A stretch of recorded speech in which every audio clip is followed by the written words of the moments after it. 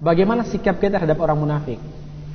Ternyata saudara-saudara sekalian, kalau kita merenungkan ayat-ayat Al-Quran, sikap kita kepada orang munafik sama dengan sikap kita kepada orang kafir.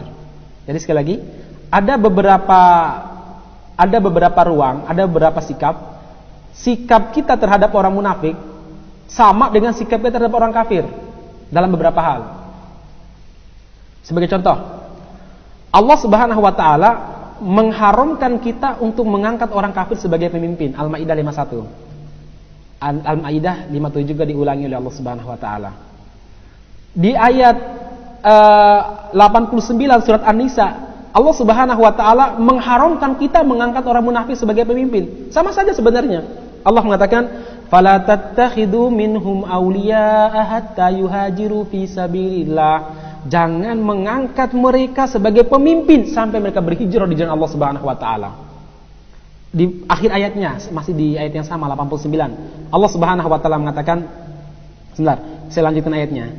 Fa in tawallaw fakhuduhum waqtuluhum haitsu wajadtumuhum wa la tattakhidhu minhum waliyan wala nasira. Jangan mengangkat mereka ini waliya, pemimpin, wala nasira, maupun orang yang kalian mintai pertolongan. Jangan, kata Allah Subhanahu wa taala. Jadi kalau hari ini misalkan ya, kita lihat ini satu ini orang munafik, ya, orang kafir nih. Yang satu ini calon ini orang kafir, orang munafik, membenci syariat Islam, menolong orang kafir, semangat untuk menerapkan syariat orang kafir, mencari aibnya para ulama, kemudian mau diatur dengan syariat, sama-sama nyalek. Jangan, sama-sama statusnya. Bahkan yang ini lebih berbahaya daripada yang ini. Ya.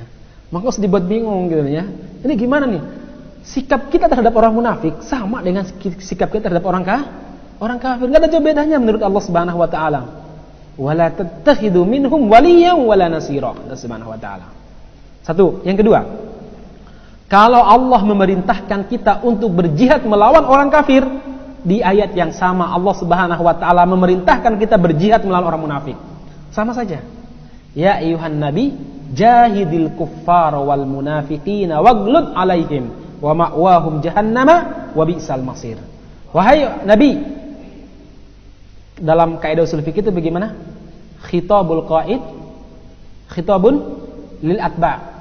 Perintah untuk pemimpin berarti perintah juga bagi pengikutnya. Nabi Muhammad pemimpin kita. Berarti perintah ini karena ditujukan kepada Nabi Muhammad sebagai pemimpin kita, berarti ditujukan kepada kita juga.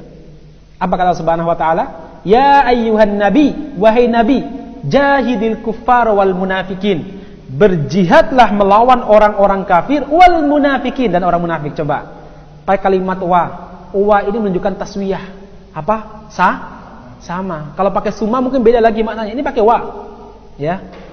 Berjihadlah melawan orang kafir dan berjihadlah melawan orang munafik. Waghlub alaihim. Bersikap keraslah terhadap mereka. Jadi kita disuruh sikap keras terhadap orang munafik. Ya. Wa ma'wahum jahannam, tempat mereka adalah neraka jahanam, wa bi'sal masir, dan itu tempat seburuk-buruknya tempat kembali.